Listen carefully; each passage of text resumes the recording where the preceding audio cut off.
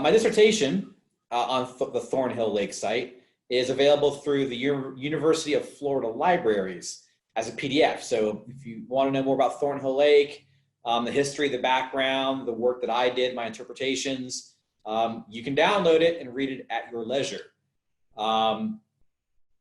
Really, the work that I was doing at Thornhill was to try to establish the context, both socially and temporally, for the construction of mortuary mounds. And, you know, it is not unfair to say that I have done the most archaeology in late archaic mortuary mounds in Florida, and dare I say the southeastern US, as there are no other demonstrated late archaic mortuary mounds anywhere else in the southeastern US to date that we have definitive proof of.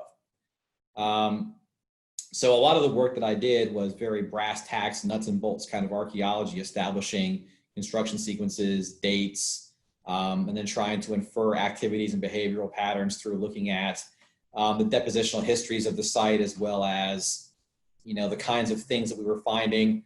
Long story short, Thornhill Lake starts out as any other kind of sort of middle archaic to early late archaic shell deposit. It's crescent shaped. There's little nodes of shell. Then the site's abandoned for about 2 centuries, from about 54 to 5200 Cal BP. And then 5200 years ago, people started changing the site.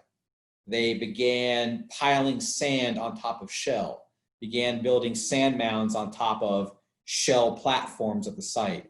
They started a new shell deposit near the water and created a causeway or a little ramp from that new shell deposit to Mound B. So there was a lot of transformation of the site during the Thornhill Lake phase of Mount Taylor, between 5200 and probably 4700 years ago.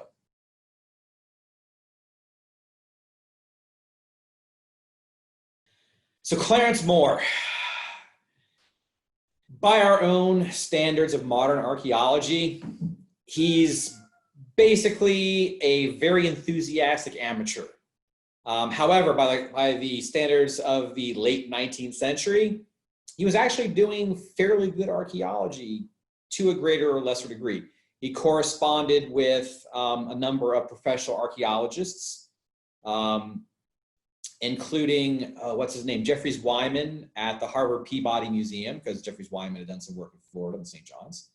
And Clarence, being a Harvard-educated man, an enthusiast of science, conducted his work.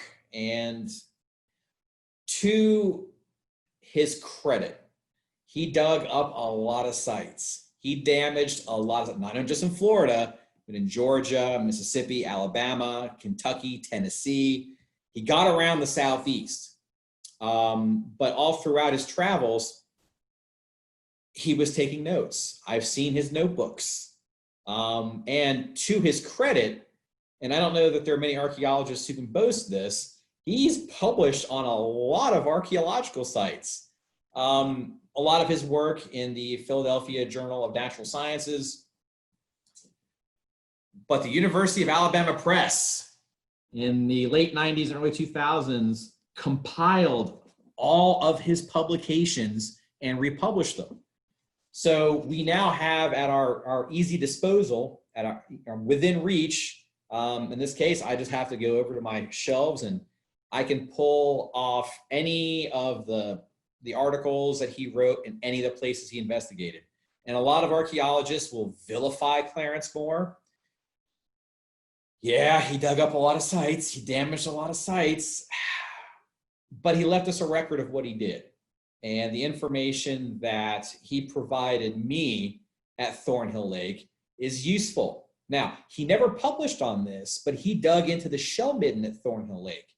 It didn't make it into press because it was boring, but having read his notebooks, before I even began to excavate at the site, I already knew what strata I could expect to find, temporally what kind of deposits I was going to be looking at because of the work in his notebooks and in his publications. And I followed a paper trail that led for the collections from the Hay Museum to the American Museum of the Museum of the American Indian in New York to eventually the Smithsonian Institution.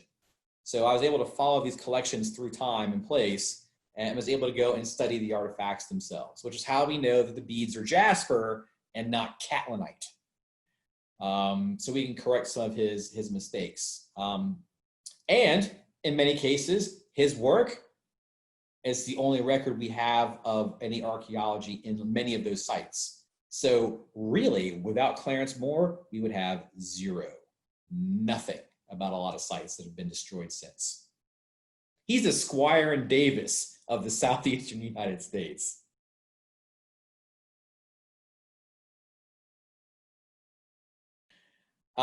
So Clarence Moore claims to have demolished the larger mound at Thornhill Lake. It's not demolished. It's actually in really good shape, relatively speaking. Despite his work, which you can see traces of the giant divots in the mound, and the work of later looters, the mound is still there and it's intact to a fairly substantial degree. When I did my testing on mounds A and B at Thornhill, I tested on the lower slopes, tried to stay away from the burials in the middle, and I found intact deposits, undisturbed. It's still there. Both the mounds are in relatively good repair. The midden deposits, in fairly good shape. They were mined by drag lines sometime in the 1940s to 60s to use as road fill, but they couldn't get to the mounds. The mounds are too far inland from the water's edge, so a drag line wouldn't work. So the center of the shell deposits nearest the lake, yeah, they're mined out, but there's big aprons of shells surrounding those mined areas that are intact, and we can still get stratigraphic information and a lot of other kinds of information out of those deposits as well. So Thornhill Lake, mounds A and B, pretty good shape. The shell deposits, fairly good shape, except for the ones close to the water that have been mined out. And today, really the only threats to the site are occasional looting periodically, but more so wild hogs. The wild pigs have been out there rooting around and have significantly impacted the upper 50, 20 centimeters of deposits, which St. John's period, historic deposits also. The archaic stuff is much deeper. Hogs can't get to it. But invasive wildlife appears to be the greatest threat to the site, whether that wildlife is human or pigs.